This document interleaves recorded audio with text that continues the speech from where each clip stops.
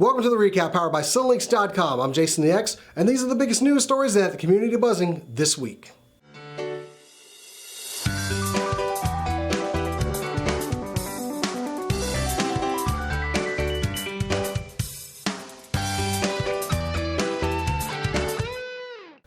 So with San Diego Comic-Con right around the corner, expect some great coverage from Cinelinks, SCNS Live, and the Father Gamer podcast. Now, Star Wars looks to be the big breakout that's going to have so much news and everything. J.J. Abrams and writers from Star Wars The Force Awakens will be having panels in Hall H. And come on, they've got to show us a little bit of something. They have to. It's Star Wars at San Diego Comic-Con. Let's make it big.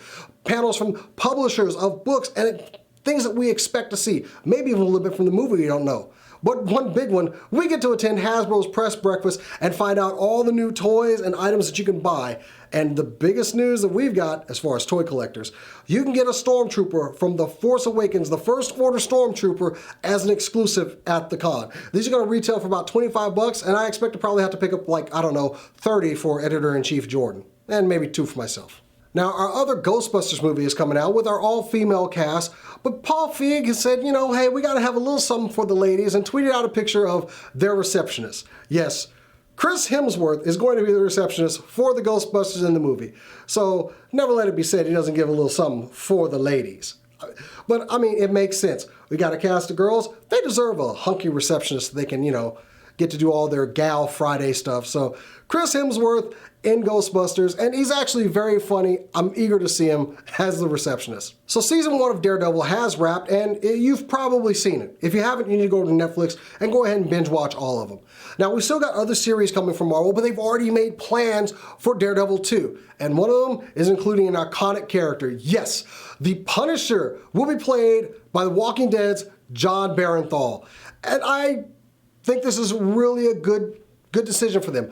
Netflix gives them the opportunity to make these more gritty and grim heroes, and the Punisher is a perfect candidate.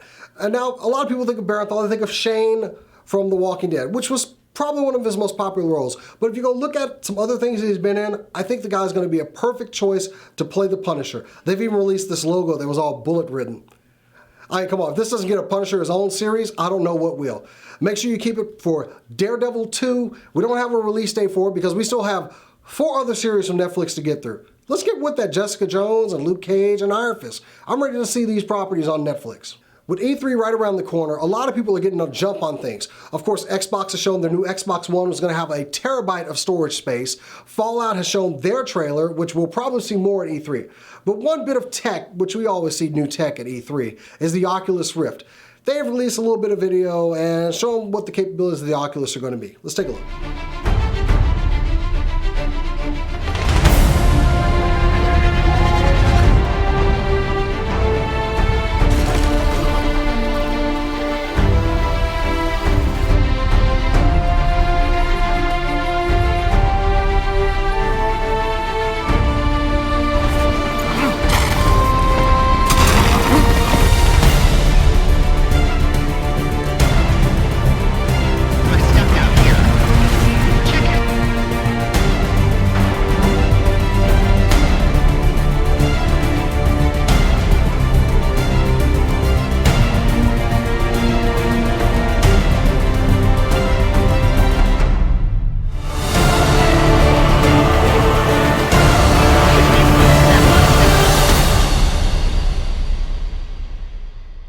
Now, with every bit of technology, there's always going to be improvements as it goes.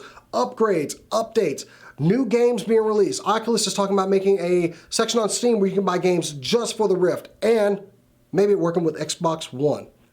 Expect big news next week from E3 as our boys hit the floor and give us all the news scoops.